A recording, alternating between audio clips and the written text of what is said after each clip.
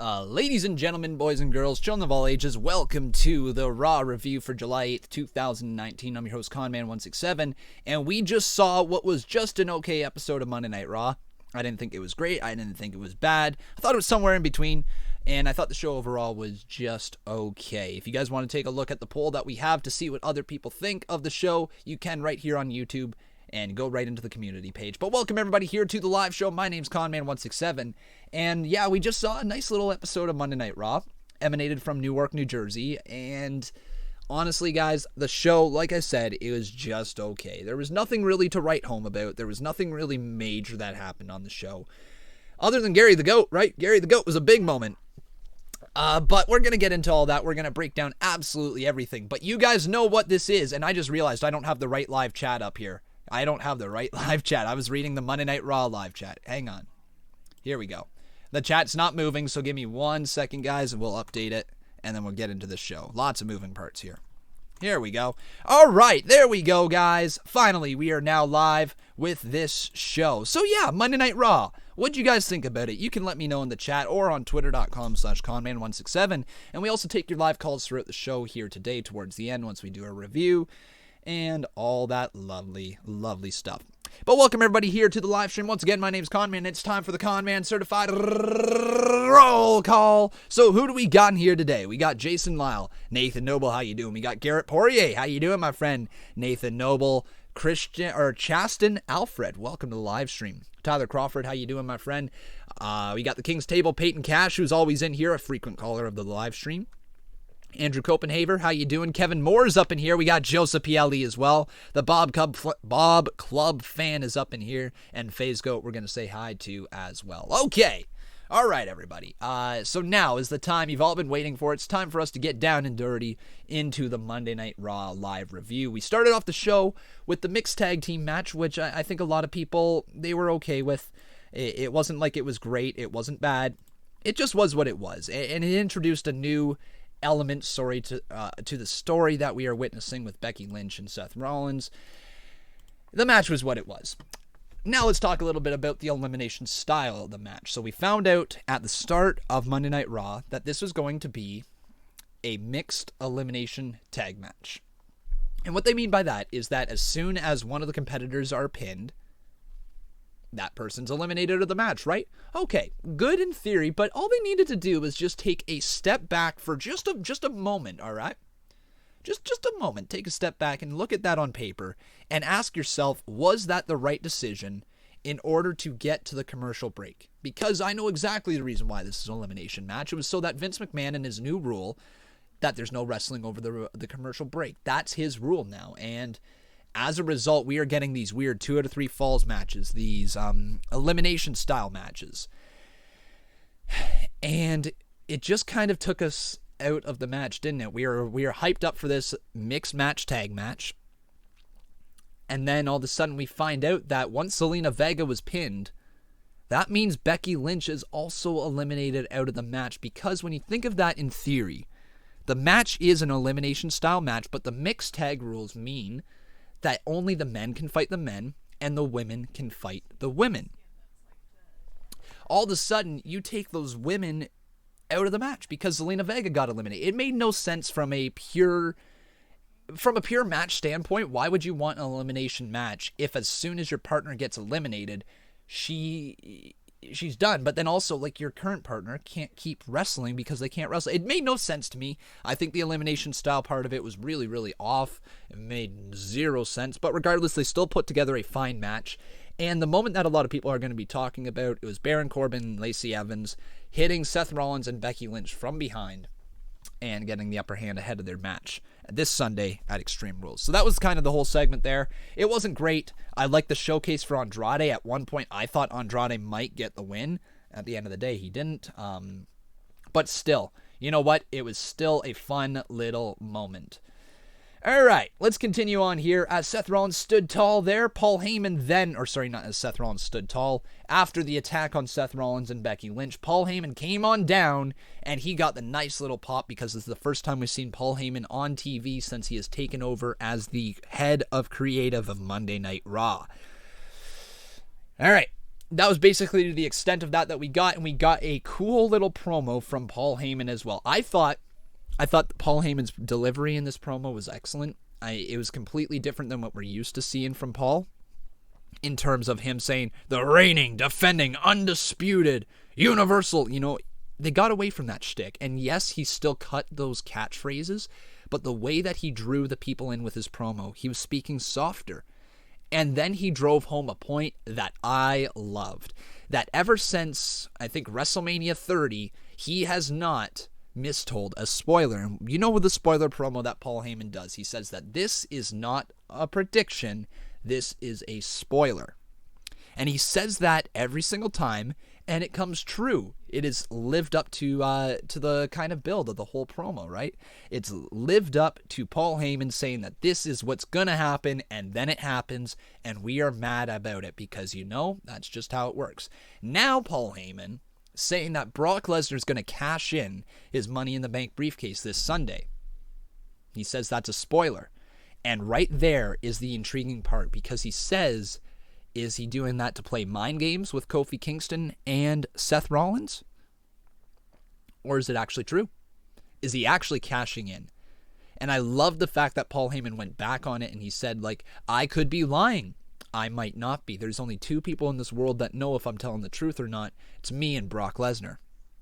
So this Sunday, I'm very intrigued. It adds another layer to the already interesting title match at hand. Obviously, Becky Lynch and Seth Rollins is there. Obviously, Samoa Joe versus Kofi Kingston is there as well. Some intriguing subplots were added to Extreme Rules this Monday. All right, Paul Heyman left. We then got ourselves the announcement that Braun Strowman and Bobby Lashley will take place at Extreme Rules in a last man standing match. I love the announcement of that. I think that's exactly where it needed to go. I don't think you needed to really do anything else with it. I think that's exactly what you needed to do. But then we ran into what I considered the first massive misstep of the night. And it's WWE's booking of 2 out of 3 Falls matches. And you guys heard me cover this throughout the Raw live stream. The 2 out of 3 Falls match situation right there with The Miz and the Usos versus Elias and the Revival. So many things went wrong with this match. And I'm not saying that the match itself was bad, because the match itself was actually somewhat entertaining. But you just had a 2 out of 3 Falls match between The Miz and Elias. And then you just had a 2 out of 3 Falls match between The Miz and Elias the week before that, or at the SmackDown before that. And now we are going 4 shows in a row, basically, and 3 of them have had Miz versus Elias in some form of a 2 out of 3 Falls match. Look, I get it, WWE. This is kind of the little feud that you're telling, and you're doing any way possible to get to commercial breaks. You're having the first fall before commercial break, and then you're cutting the commercial, and you come back and you start the second fall, and maybe you have the third fall split in there. At the end of the day, the 2 out of 3 fall matches are very harmful to your competitors in the ring, especially to casual viewers who are just tuning in to a show here and there. Reason why? When you see somebody get pinned 1, 2, 3 in the center of the ring, generally speaking, they've lost, right? They've lost the match. And WWE has essentially taken that element out of the WWE, saying that no. It doesn't matter on the first fall because we have 2 out of 3 falls. And almost every one of our matches are them. Now, WWE did a better job tonight in not making multiple 2 out of 3 fall matches on the card, but they still used a feud and competitors that we have already seen wrestle into 2 out of 3 falls matches twice. It gets stale, it gets boring, and it makes people not want to watch the product. And when you're asking yourself, why are people not tuning in to SmackDown Live? It's because of crap like this. You are getting the matches that you literally should be getting on SmackDown Live on Raw. And it's not vice versa. There is no matches going on SmackDown other than the occasional mid-card act that gives the show any fresh feel to it, right? They aren't legitimately being creative with their match types. Again, something as simple as, let's say you could have done right here, okay? The story could have been told right here that you have the Usos versus Gallows and Anderson for the number one contendership for the tag team titles of the Revival. Have Revival sitting at ringside for that entire match. That's fine and all. And then have Ricochet come on out and cost Gallows and Anderson the match, and all of a sudden you have more heat on the story of Ricochet versus AJ Styles, Gallows, and Anderson, and you have a reason that the Usos would be challenging for the titles instead of just beating the champions already.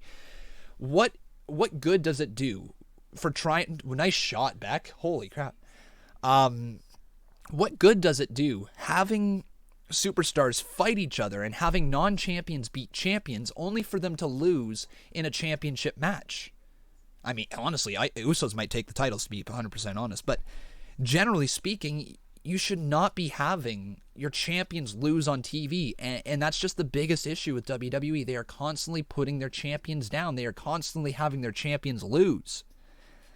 And the Revival lost again. But not only once, guys. They lost twice in a 2 out of 3 falls match. And to go back to my point that 2 out of 3 falls matches actually hurt your talent more than they do improve them, especially when they're just being thrown around for no reason, is because we saw the Revival lose twice. And that part I'm having a really, really tough time digesting. The Revival, your champions, lost twice on free TV in the same match. Your champions, the top dogs, the people who are supposed to be running this company, lost. And it's just not... It's not the way that you should be building up your champions. Your champions should be viewed as the best. They should be viewed as, oh God, champions, And they just don't do that. They don't present their champions in the good light. It was a mistake having the Revival lose, and it was even a bigger mistake having the Revival lose in a 2 out of 3 falls match, and it was even a bigger mistake that this match happened in the first place. There was more creative ways they could have went about it. There was more creative ways they could have got to an Uso versus Revival rematch, and they just chose the laziest, most boring booking decision they could have. It was not entertaining. The match was just okay at the end of the day, but I was taken out by the whole booking decision, and the whole fact that it was a 2 out of 3 falls 6-man tag match, which has zero implications on stuff moving forward. Why are we having these matches that are supposed to be top of the line? These are supposed to be for rivalries, the end of a rivalry, and you are giving them away for free TV.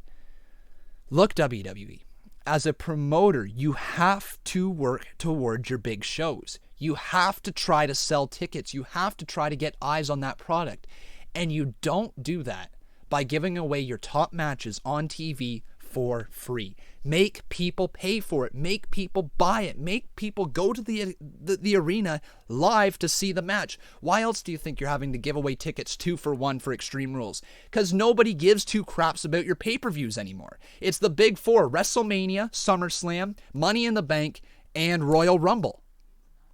Those are the 4 pay-per-views that really people give 2 craps about right now. Maybe Hell in a Cell, maybe Survivor Series. You're talking about a 12-month program, 12 pay-per-views a year with probably 4 Saudi Arabia shows and 5 NXT takeovers. Build to your 12 pay-per-views. Build to good matches. Build to make people want to pay money to go to the building. You are not, and as a result, your matches have sucked. All right, let's continue on right here.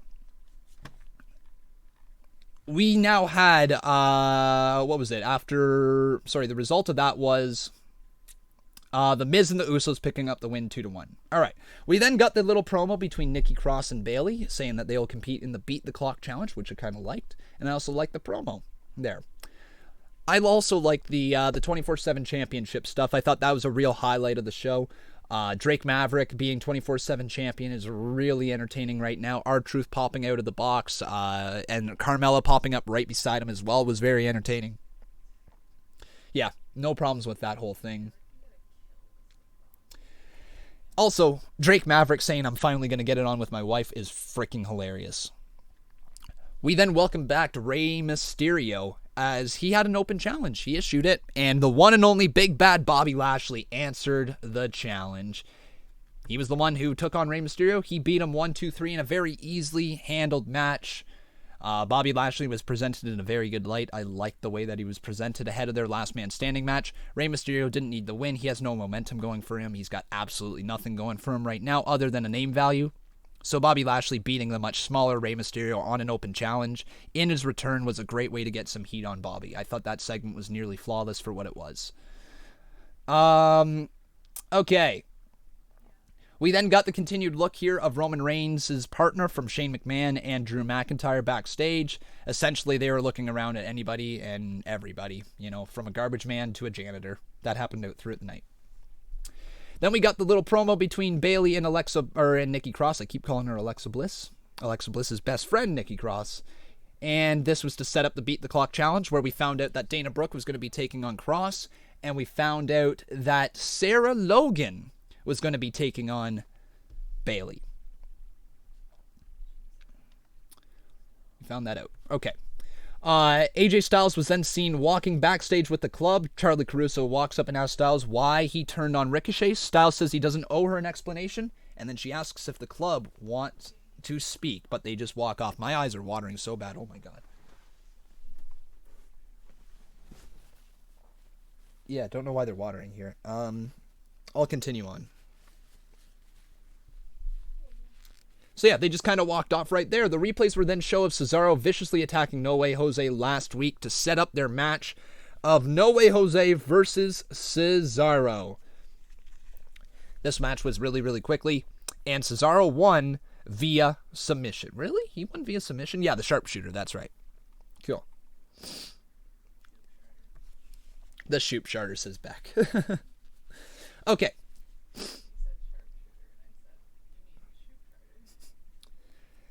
We then got to see the NXT Tag Team Champions, the Street Profits, backstage. They were just beatboxing. And I got to talk a little bit about the Street Profits because I'm a big fan of the Street Profits down in NXT for their in-ring work. I have always thought that their promo ability has been just okay. Montez Ford definitely has a lot of charisma. But one thing that I got to kind of iterate on right here is that you can't just shout a promo. You can't just scream a promo into the microphone. You can't just be going 10, 10, 10 all the time. You know what I mean? You got to have some variety to your promo. You got to have some ups and downs. You got to bring the audience in, and then you got to, wham them back, You got to find a way to connect with the crowd right there, and just yelling into the microphone doesn't cut it for me. I think you need to be a little bit more careful with your word choices. Also, to Angelo Dawkins, I did not think his promo was as strong as last week. I thought he really showed his charisma and everything last week, but honestly, this week he just kind of seemed off. He was sitting there doing, yeah, tell him a lot, as being kind of this hype man, and I thought that the hype man stuff was just a little weak for some reason. Anyway, so this is just slowly introducing them to the main roster, and honestly, Street Profits are going to be very charismatic when they come on up for good. Bayley and Nikki Cross were then shown on the split screen. Oh, that was back then. Okay, I kind of messed that up. Doesn't matter. Let's get talking about Maria Kanellis. It was a very cringe segment. We got the follow-up to last week's weird segment with Mike Kanellis in the ring. Maria Kanellis basically saying that she wishes Becky would have impregnated her or something like that. Anyways, they continued talking about impregnation, which was very weird. But it got to the point which I thought the story was going to get to. Maria saying that basically it might not be his kid. All of a sudden, Mike Kanellis, what are you doing there, boy? If your girl was pregnant, okay? Your girl's pregnant. She's talking to you, and all of a sudden she's just like, yeah, it might not even be yours. Hold up, woman. We've been together for how many years? They're married. What was that story all about? So weird. But I guess somebody else has been making babies with Maria. All right. That is what it is. We then got the Beat the Clock challenge. This part was really good. Nikki Cross faced off against Dana Brooke, and Bayley faced off against Sarah Logan. I believe Bayley defeated her Sarah Logan in like 4 minutes and some odd seconds, and Nikki Cross defeated Dana Brooke in less time than that. So that set the stage for a nice little thing where Alexa Bliss gets to pick the stipulation, but apparently Nikki Cross picked the stipulation first before her, and it's going to be a 2-on-1 handicap match. You guys thought I was going to say 2 out of 3 falls, didn't you? No.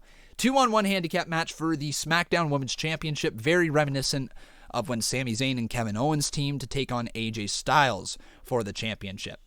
Personally, I'm not a big fan of handicap matches. I would have much preferred this been a triple threat match, where Nikki Cross said, you know what, Bayley? You're absolutely right. You're right. I deserve to be in this match, and that's why it's going to be a triple threat match. You know, there could have been some way to add her to the match. But at the end of the day, we're going to get some more storylines out of this. We're probably going to get a nice little feud between Alexa Bliss and Nikki Cross moving forward. Wouldn't be surprised if Nikki takes the pin and Alexa flips on her, sort of thing. Also wouldn't be surprised if Sasha Banks shows up to defend Bayley in this 2-on-1 handicap match, because it was highly implied that she needs to bring a friend, right? Highly implied. So, lots of questions around this whole feud moving into Extreme Rules, but that's exactly what a good go-home show does. It creates questions, it creates a conversation, it creates some intrigue, it creates hype for the pay-per-view. That's exactly what we're getting right there with Bayley and Nikki Cross. Before we continue on with this review, though, everybody, I want to make sure that you leave a like on this video, also making sure you are subscribed to the channel. Please, also, if you are enjoying the show, you can always drop a little donation to get your comment read out loud. $2 dono highlights it, and I read it for sure. All right. We then got the Viking Raiders versus a couple of jobbers. I believe their names were Colin Justin and Devin Justin. This one was just a full-out war. The Viking Raiders just absolutely decimated them, and it was all over 1, 2, 3 off the Viking experience. They continue to look impressive. The tag team division is in good hands, at least moving forward. We then got the commercial break. Roman Reigns was talking to Charlie Caruso, and she asked about Shane McMahon team playing games. Mind games, I should say. Reigns says that with his partner, the only team playing mind games is his team. Apparently that made sense. I don't know. All right. Ricochet then made his entrance for his match against Luke Gallows. The match was honestly really, really quick. It wasn't bad. It wasn't good. It was just okay at the end of the day. That's kind of the theme of Monday Night Raw tonight. But the show... the match was, like I said, just okay. Ricochet put on a good little showing, and he defeated Luke Gallows, but he wasn't going to be done there. This was a way to kind of advance into the next match, which is going to be Carl Anderson and Ricochet. Ricochet again picks up the win with a nice 630 senton, puts away Carl Anderson, and this is where the club got their heat back on them. AJ Styles comes back into the ring, confirming that he truly is a heel, attacking Ricochet alongside of the club, leaving him basically lying and weeping in the center of the ring after he refused to hit the phenomenal Styles Clash on him. But Ricochet did start to get up as AJ Styles, Gallows, and Anderson were walking out of the ring. And as a direct result, they turn back around, go into the ring, and continue to beat up Ricochet. Hits a phenomenal form. That was it. Yeah, Justin Roberts, everybody is muted in the live call weight room. All right? Everybody is. Okay, we're going to continue on right here. As we... What did we get into then? What was next? Oh yeah, we got Drake Maverick then run away from R-Truth when he said, "That's my baby." Really, really funny segment. There you go. And now we got to see Shane McMahon and Drew McIntyre. They were talking to the janitor backstage. We all know what this is. It's Gary. The janitor's name is Gary. He's offered $5,000 to stand on the apron and not wrestle, and Gary accepts. Wouldn't you? Let's talk about the Beat the Clock Challenge now, because it keeps jumping all over the place. Bayley versus Sarah Logan was the matchup. We quickly talked about it. I know how she beat her, but we now have the official time. The winner by pinfall in 4 minutes and 32 seconds was Bayley.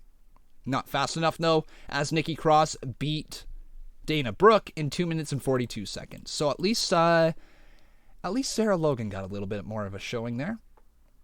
We talked about it, and that's what that was. Then was the main event, everybody. It was time for Gary the GOAT. That's right, Gary the GOAT was in our main event. It turned out to be Cedric Alexander, and this match was exactly what it needed to be. Roman Reigns gets basically eliminated out of the match very early on, thrown to the outside of the ring after the tag had been made to Gary the GOAT. Gary the GOAT comes on in, gets the hot tag, and really, truly takes off. He flies around that ring like only Cedric Alexander can. You know, bouncing off the ropes, back, insecurity to the side of the head, all that. However, it wasn't enough as Drew McIntyre came in. Boom, Claymore kick as they continue to keep Drew McIntyre strong as hell. Shane McMahon gets the 1, 2, 3.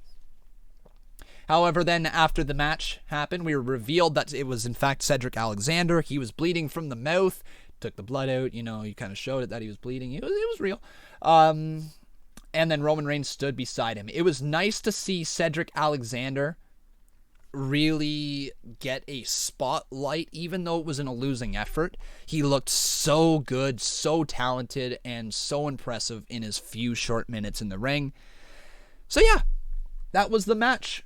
That was the night. That was Monday Night Raw. But now, everybody, I want to hear from each and every single one of you. I want to hear your thoughts on the show. We got time for a few callers today. I'm not going to be going super late. Just a little bit longer here, guys. I'm actually a little on the tired side. So we'll have time for a few calls here today, and then that'll probably be it. We'll take more calls tomorrow for SmackDown Live when we can go a little bit later, when it's not nearly midnight, you know? All right. So who are we going to talk to here today? Let's talk to, I want to talk to B. Gillis first, all right? So B. Gillis, you're going to be up first, and then after him, we're going to talk to F-Dog Too Sweet, all right?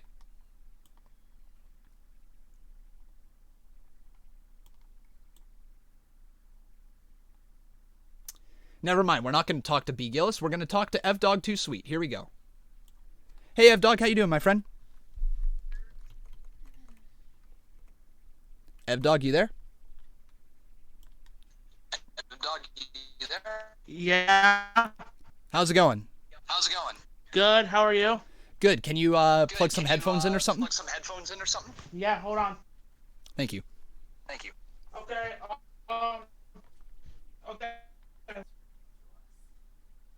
Yeah. What's up?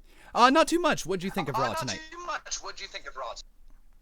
Raw was an okay show. I just wondered what was the whole AJ Styles with the Good Brothers. The whole AJ Styles with the Good Brothers thing, honestly, it was just the continuation of last week's feud and a way to keep it up towards Extreme Rules. Yeah, honestly, yeah. And plus, I almost started laughing when the whole Nikki Cross saying about you don't have friends to back you up. I almost want to say Sasha Banks there. Who can watch your back and stuff. I almost thought maybe Sasha Banks return and help Bayley win her belt or something. Yeah, that could happen. For sure, man. Sorry, I don't mean to do this, but we just are getting so much feedback through your microphone. I'm going to have to move on to the next caller. But thanks for your questions, man. All right. Sorry, guys. So just to everybody, a heads up, just kind of like they announce on radio and all that, if you happen to be around the show or you happen to have some open microphones and some speakers right beside it, please make sure you turn them down so that it's not looping back through your microphone. Otherwise, I can barely hear myself think because it's literally just me speaking a half second later. So it's a very difficult thing to do. All right, let's continue on here. We're going to get some more calls. Let's get to Red Sox Rule. All right, Red Sox Rule, you're up next. Hey, Red Sox Rule, how you doing, my friend?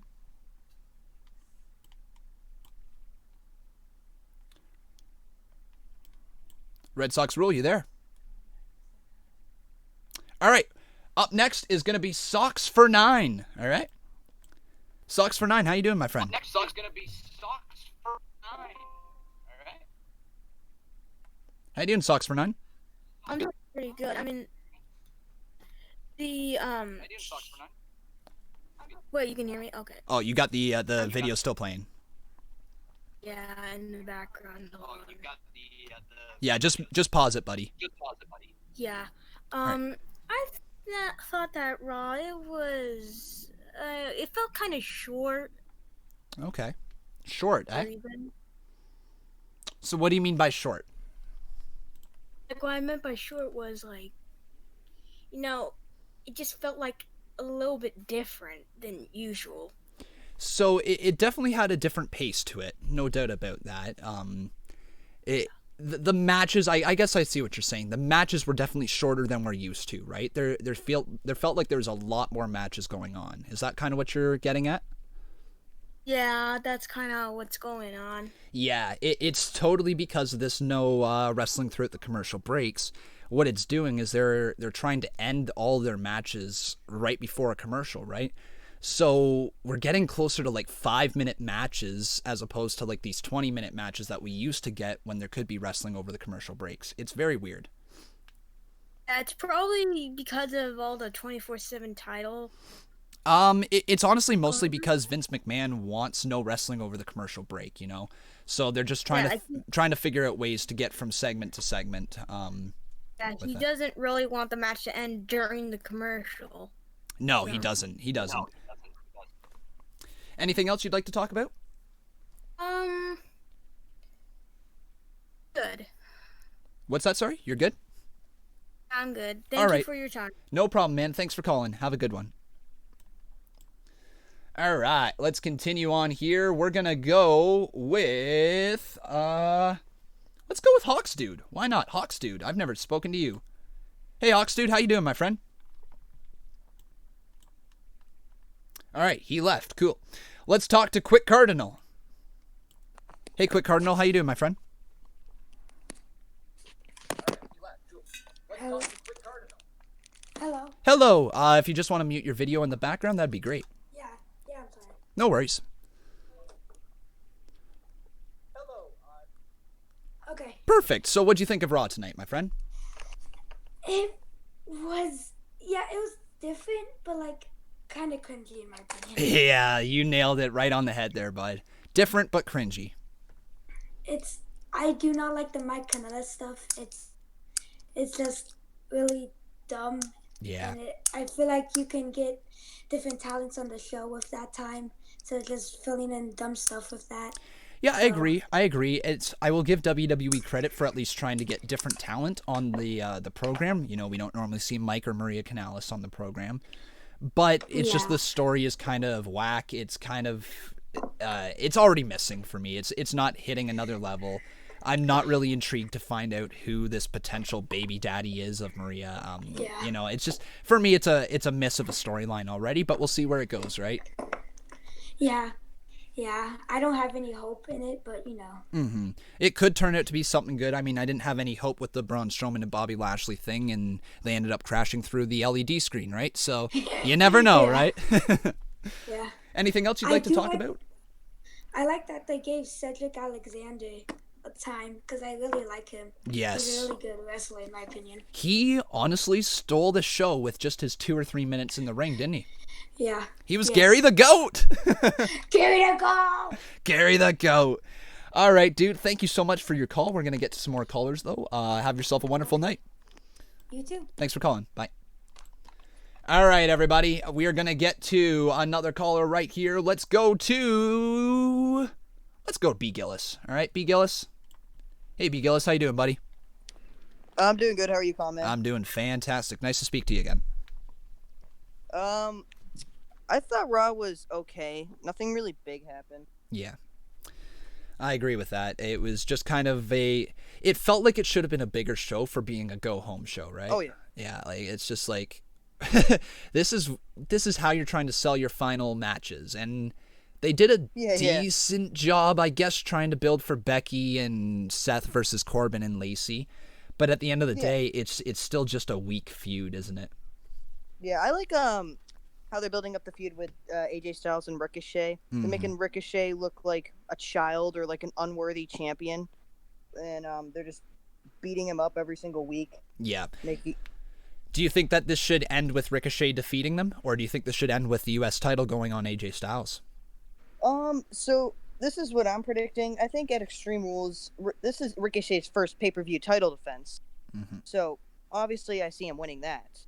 But at SummerSlam, I see AJ Styles taking the title from Ricochet, building, and I think Gallows and Anderson will eventually win the tag titles, and they'll just be like a huge faction.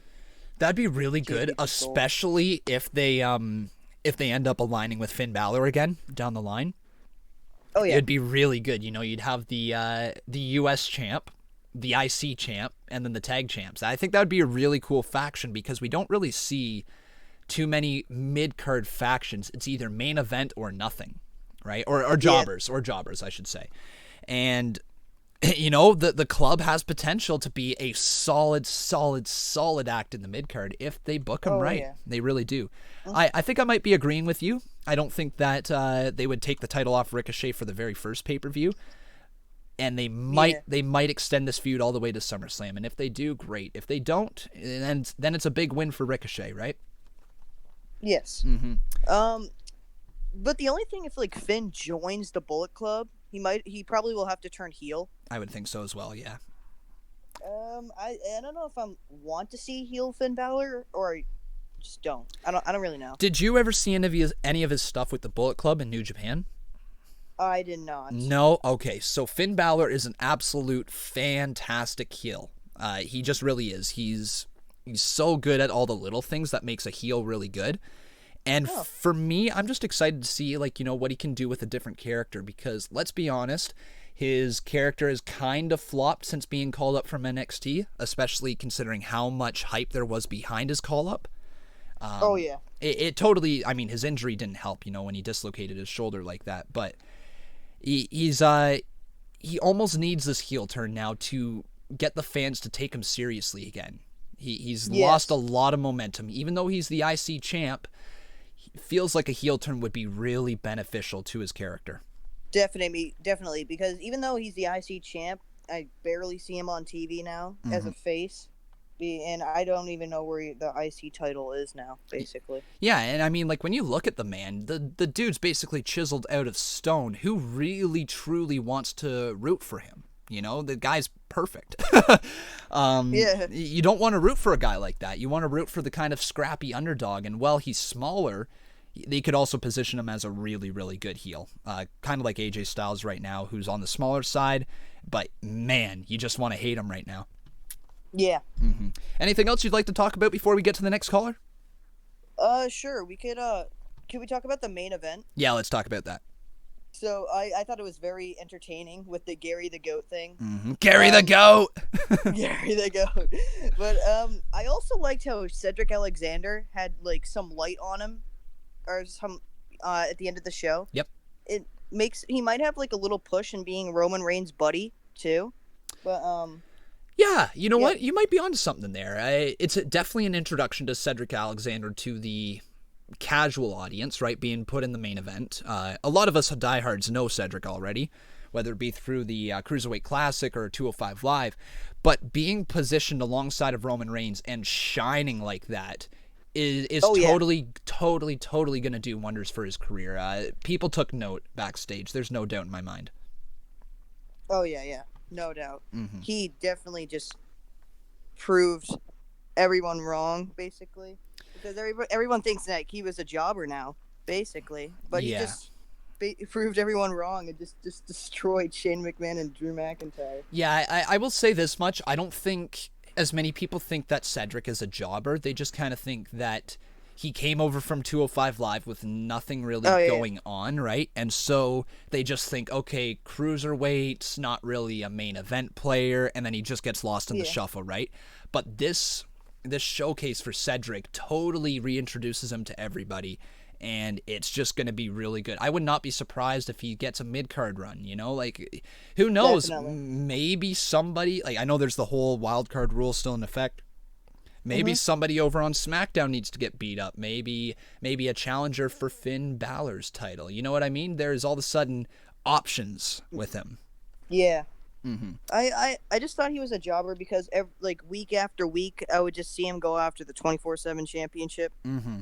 And I just didn't really know what to think about him. So here's kind of the wonders with the 24/7 championship is it, in a way, it allows people to get on-screen TV time, right?